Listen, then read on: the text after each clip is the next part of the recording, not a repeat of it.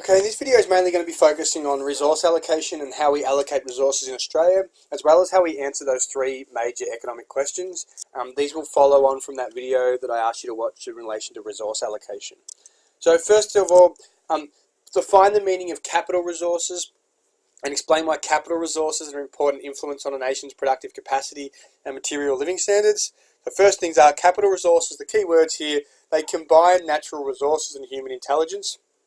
Or it's just a fancy way of saying they're man-made products, but they combine the use of natural resources and human intelligence and are used to produce other consumer goods and services. So to be a capital resource, they need to be man-made and they need to produce other goods and services. They include hammers, machines, and other man-made products that humans use to complete tasks as efficiently as possible to try and maximize productivity and create as many goods and services as possible. By investing in new technology and utilizing our capital resources efficiently, we can boost our productive capacity and can produce a greater amount of goods and services at a cheaper price. These capital resources are essential for allowing us to produce more goods and services at a cheaper price because they allow us to do things more efficiently. So within your answer, explain what they are. They combine natural resources and human intelligence, provide some examples, and make it clear that they allow us to produce things more productively, which creates higher incomes, cheaper prices, and allows us to boost our productive capacity because we can produce more goods and services. Consumer sovereignty. Consumer sovereignty is the assumption which states that in a free market, it is consumers that determine what is produced and in what quantities. This is because suppliers respond to the actions of consumers. So if consumers want something, generally it's profitable for producers to make, and therefore they will allocate more resources to that area. What type of economic system do we have in Australia? Australia has what we call a mixed economic system, a mix between market capitalism, so capitalism meaning privately owned resources, market meaning demand and supply determine what is produced, and what we call planned socialism. Planned socialism meaning that the government owns resources and determines what is produced. The majority of resources in Australia are privately owned and allocated via the price mechanism. So what essentially happens is that higher prices give signals to buyers and sellers to allocate their land, labour and capital resources to products that can be sold at a higher price. The government then steps in to provide some goods and services that are not produced by the free market and to distribute welfare to the less fortunate. You can provide some examples if you want. Make it really clear that it's mainly market capitalist based on the price mechanism, with the government stepping in to have some say in what's produced in Australia. Explain how the Australian economy answers the question of what to produce, and in your answer talk about how the government might intervene to encourage and prevent the production of some goods and services.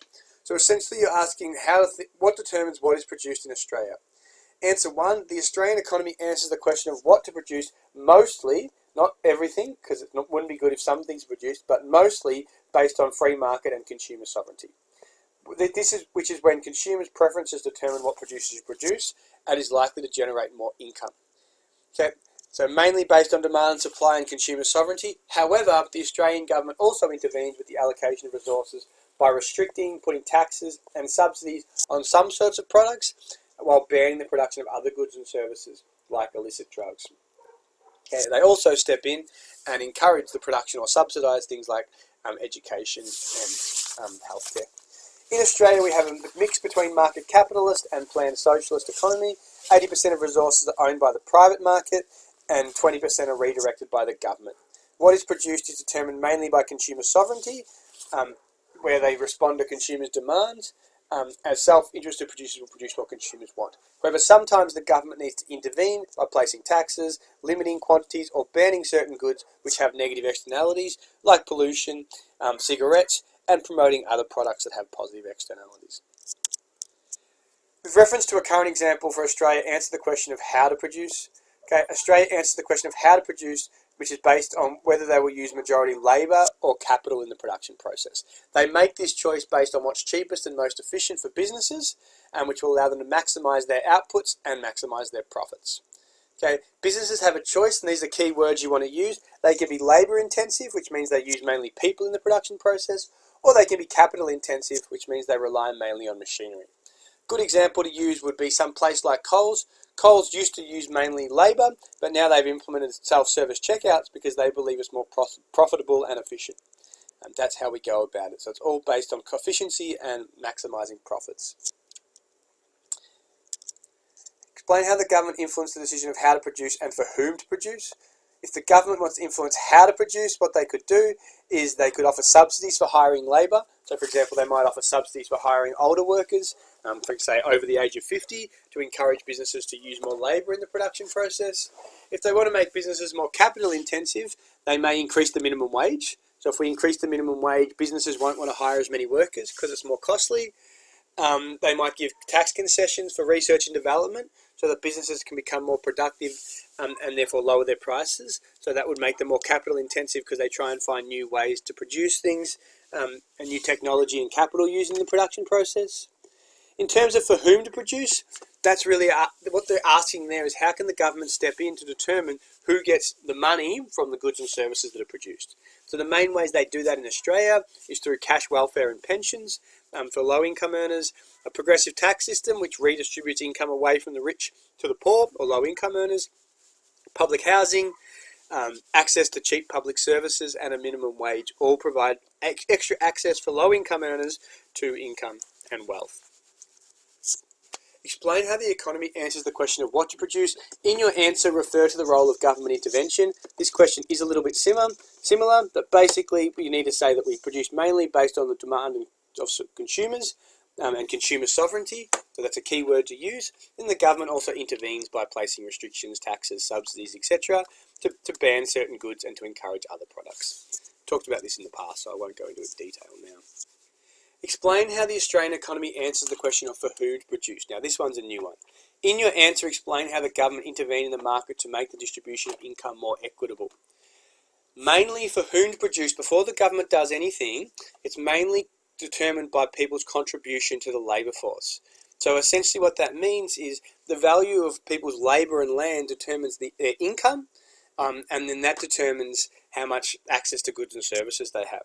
So in a market economy, it's mainly contributed based on their contribution to the labour force, as well as any land or other assets that they own.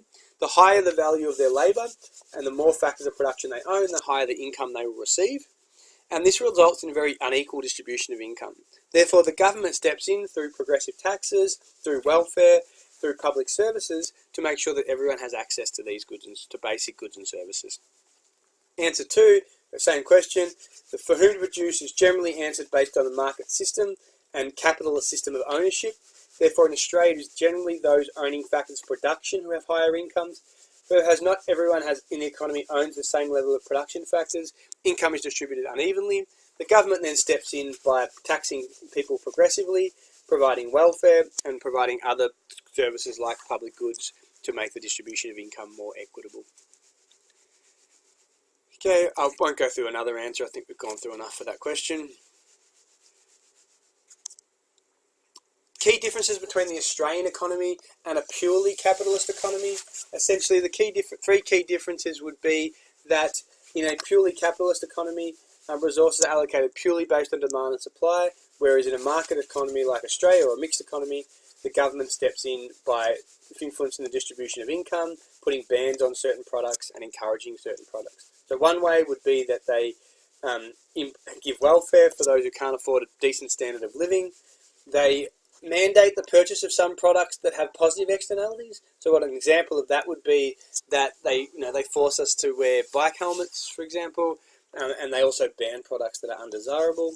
And a third one would be putting taxes. So taxes could be an example, welfare and bans are 3 examples that you could use. Okay, last question. Using the 3 essential economic questions, identify the 3 essential economic questions that each economy must answer, and explain how Australia answers them. 3 questions are what to produce, how to produce, and for whom to produce. In Australia, in terms of what to produce, it's mainly, because we're a mixed economy, it's mainly determined by demand and supply. So our land, labour and capital resources are generally used to produce goods and services that consumers want. So consumer sovereignty determines what is produced. When demand for a product increases, producers will shift more resources to production of that product to maximise their profits. That's because they're rational and they act in their own self-interest. So keywords, self-interested, consumer sovereignty determines what is produced, and they allocate to where there's the highest profits. Governments also step in by putting taxes or licenses on undesirable goods like cigarettes, pornography, and then they promote merit goods like education by using subsidies as well as redistributing income to the less fortunate. In regards to how to produce, it's the combination of labour and capital that's cheapest and most cost efficient. Businesses can either be labour intensive or capital intensive. Provide an example of something like Coles. However, governments can also step in by providing subsidies for workers or for research and development, which can influence that decision of what and how to produce. In terms of for whom to produce, it's based on people's contribution to the labour force, the value of their land, the amount of resources they own. The higher the value of their labour, generally the higher the income they will receive. Then the government steps in to provide certain necessities for those who can't afford them, like public housing, public education and healthcare. We also implement a progressive tax system, so higher income earners pay a higher percentage of their income on tax to again make it more equitable. Thank you.